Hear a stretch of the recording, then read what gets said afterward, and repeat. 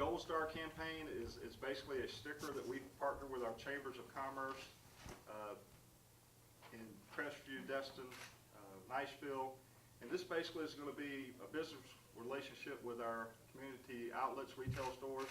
And if you see this on one of those stores, then you know that they have made a pledge not to sell these substances in their stores, and we encourage our citizens to actually patronize those stores and those that don't have this and that continue to sell this substance. Parents, teachers, lawmakers, law enforcement officers, tolerance is permission, and we will no longer give permission through inaction to continue selling this poison to our kids. We're just not going to allow it. And so we'll demonstrate that today. We've seized $1 million plus in paraphernalia and drug paraphernalia, about $3 million in Okaloosa County. And synthetic drugs, we've done 22 search warrants, 62 undercover buys, and lots of arrests. We will put you out of business and we will put you in jail if this message is loud and clear to our community, and that parents, teachers, and everybody will get involved to make sure that this is not an issue in the future. Last thing, the stats, I think I've made you aware of that, so maybe I don't need to do that. I'll introduce you to Sheriff from Bay County, the Attorney General. We're huge, they kicked this thing off and made the board aware of this problem. And I want to give him a chance to speak on the issue, and Sheriff Adkinson from Walton County, because we have some of the largest spring break crowds in Northwest Florida, and this is an issue from us. And so not just alcohol, but synthetic drugs as well. So please ask us any questions after we get through making our statements. Sheriff? Hello.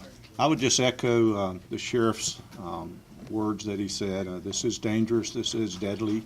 It can be. We've actually witnessed deaths over in Bay County. Hope we'll never see another one. We've had some instances this year. It's almost like cancer.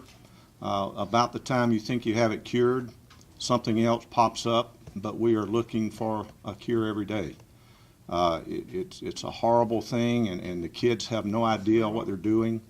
You know, our biggest fear was the perfect storm when you have 2 million kids running through Bay County in a 47-day period, and one of the things is they think they can fly, and we could just picture balcony falls and things of that nature, and fortunately we were able to get out in front of it. It really helped, but now it's come back in a second wave, and hopefully with the efforts of the other sheriffs in the Panhandle, we can stop it, and maybe no one else will get hurt. Thank you.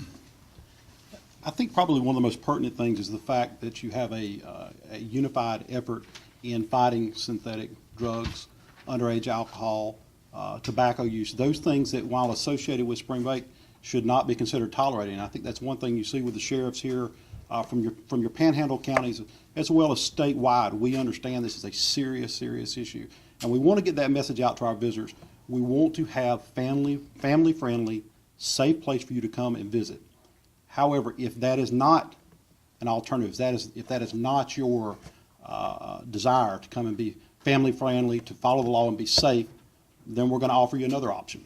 And I think that's what we're trying to say to you today, is that there is going to be no tolerance in regard to these issues. So I stand behind what Sheriff Ashley and Sheriff McKeithen has said. I'm proud to be standing here with them. And as you know, Sheriff McKeithen, again, was one of the first in the state, if not the nation, to lead this fight against the synthetic drugs. Sheriff Ashley has certainly been a strong supporter of that. And I think what they're doing is a great example for the other counties around here, and we're certainly going to make sure that we support it in that endeavor in every way we can. Thank you. Thank you. Have any questions for myself or the other sheriffs in this regard?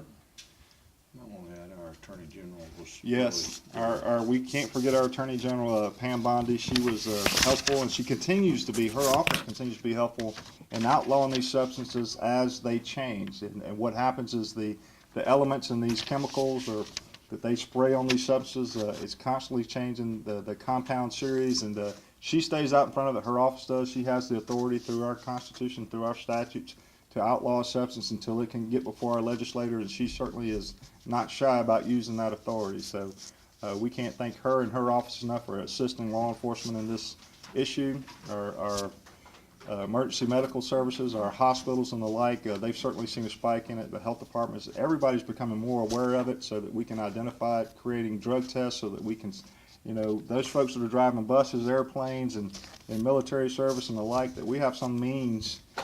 It's much more, doctors prefer that, unfortunately and sadly, that you be on heroin or cocaine because at least they know how to treat that.